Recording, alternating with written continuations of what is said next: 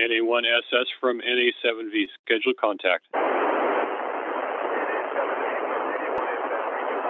Okay, you're still a little scratchy here, but let's go ahead. Are you ready for questions? Ici Thomas. Bonjour Thomas. Cela vous fait quoi d'être le premier Français nommé commandant de bord de l'ISS? Over. Bonne question. Le premier Français commandant de bord de l'ISS, c'est beaucoup d'honneur, c'est une première. C'est aussi beaucoup de boulot en fait et de responsabilité, donc on va prendre ça très sérieusement. Et puis avec mes collègues qui sont très très bien, il n'y a pas besoin de faire grand chose en fait, ça va se passer très bien. Over. On a dû utiliser des antennes situées aux États-Unis, à Portland. Et donc pour entrer en communication avec ces antennes, nous on passait par Zoom, donc via Internet.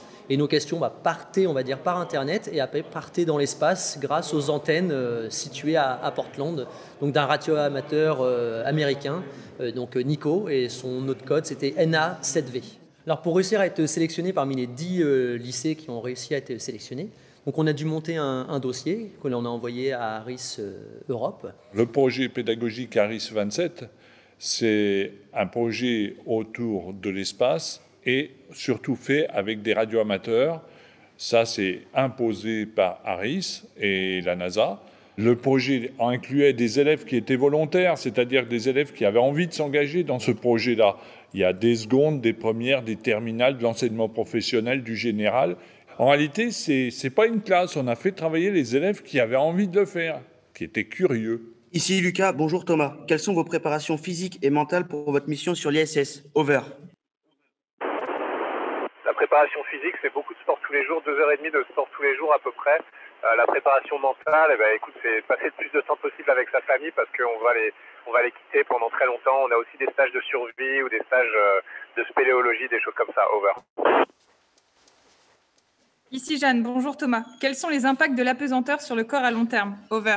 L'intérêt pédagogique, nous, on leur a fait découvrir avec la pandémie les métiers par des webconférences. On a eu des ingénieurs, on a eu des docteurs en astrophysique. Il y a eu beaucoup de choses impressionnantes aujourd'hui, les médias, la télé, les officiels, mais le plus important, ce qui reste vraiment le plus excitant, ça reste le contact avec M. Pesquet en personne, et ça, c'était super. C'est un moment d'émerveillement, c'est des gens qui sont au-dessus de tout quoi, par leur capacité, leurs compétences.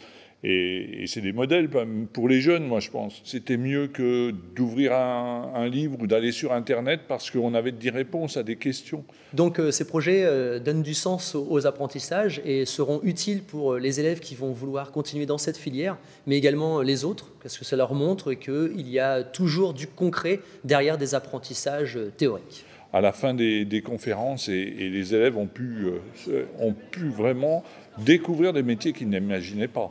Je pense que tous mes camarades sont d'accord avec moi pour dire que nous sommes très contents d'avoir participé au programme Harris. On a vraiment eu de la chance. Et on aimerait remercier encore une fois Thomas pour avoir répondu à nos questions et à tous nos enseignants qui sont derrière ce projet.